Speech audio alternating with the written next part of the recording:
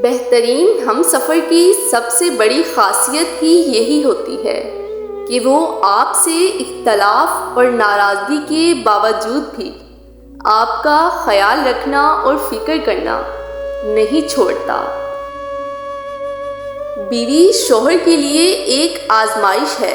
اس آزمائش کو جتنا وہ سمجھے گا، اس کے قریب رہے گا، اتنی ہی وہ آسان ہوگی، اور جتنا اس سے دور ہوگا، جتنا اس سے الجھے گا، اتنی ہی وہ مشکل ہوگی۔ اپنی بیوی کو کبھی بھی دکھ نہ دیں، کیونکہ بیویوں کی دنیا بہت چھوٹی ہوتی ہے، اپنے شوہر سے شروع ہوتی ہے اور شوہر پر ہی ختم ہو جاتی ہے۔ میاں بیوی کا رشتہ لباس کا ہے۔ دونوں کو ایک دوسرے کے لیے لباس قرار دیا ہے، جو نہ صرف شان اور عزت بڑھانے کا باعث ہے، بلکہ سکون اور عیب چھپانے کا باعث بھی ہے۔ بیوی اپنے شوہر سے اس وقت تک لڑتی یا ضد کرتی ہے جب تک اس سے پیار کی امید ہوتی ہے۔ جب وہ امید ختم ہو جاتی ہے تو وہ لڑنا اور ضد کرنا بند کر دیتی ہے۔ عورت ناز سے گوندھی گئی ہے اور ناز کی حقدار ہے۔ اماں عائشہ صدیقہ بھی روٹھتی تھی کہ سرور کائنات منائیں۔ یہ عورت کا حق اور مرد کا فرض ہے۔ محبت کے قرض ایسے ہی لٹائے جاتے ہیں۔ عورت کی شوخیاں، شرارتیں، منمانیاں اور غیر ذمہ داریاں ماں باپ کے گھر ہی ہوتی ہیں۔ سسرال میں عورت کی تربیت اور صبر کا امتحان ہوتا ہے۔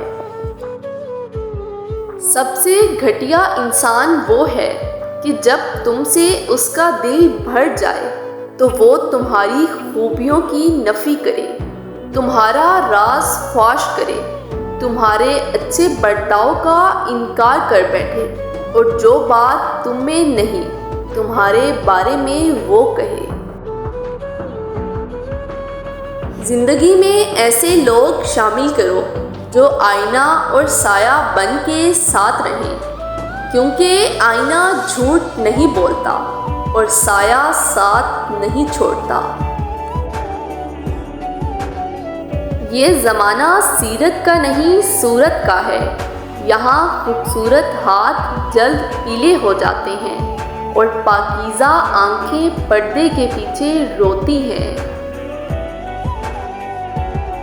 پہلی بار مجھے زندگی اس وقت مشکل لگی جب میں نے جانا جس بات پر رونا آ رہا ہو، اس بات پر دوسروں کے سامنے ہمیشہ مسکرانا ہے۔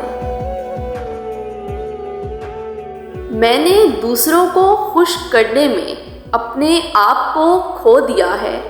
اب میں اپنے آپ کو ڈھونڈ رہی ہوں اور لوگوں کو کھونا شروع کر دیا ہے۔ اب مجھے کوئی فرق نہیں پڑتا کسی کو کھو دینے سے۔ ہم کسی کے لیے کتنا بھی اچھا کر لیں، کوئی قدر نہیں کرتا۔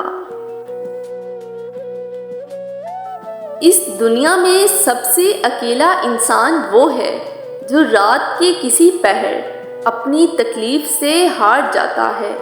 آنسو اس کی ہتھیلیوں پر گرتے ہیں، وہ اپنی سسکیوں کو دبانے کی کوشش کرتا ہے، لیکن اس کی اذیت کو محسوس کرنے والا کوئی نہیں ہوتا۔ عورت کی کوئی فلسفی نہیں ہے۔ کبھی یہ گھر کے ملازم کو دل دے بیٹھتی ہے تو کبھی بادشاہ کو بھی خاطر میں نہیں لاتی۔ ایک پڑھے لکھے سمجھے ہوئے مرد کو نظر انداز کر کے ایک عام سے انسان کو منظور نظر بنا لیتی ہے۔ عورت اگر چاہے تو جھونپڑی میں بھی خوش رہتی ہے، اور نہ چاہے تو محلوں کو بھی لات مار دیتی ہے۔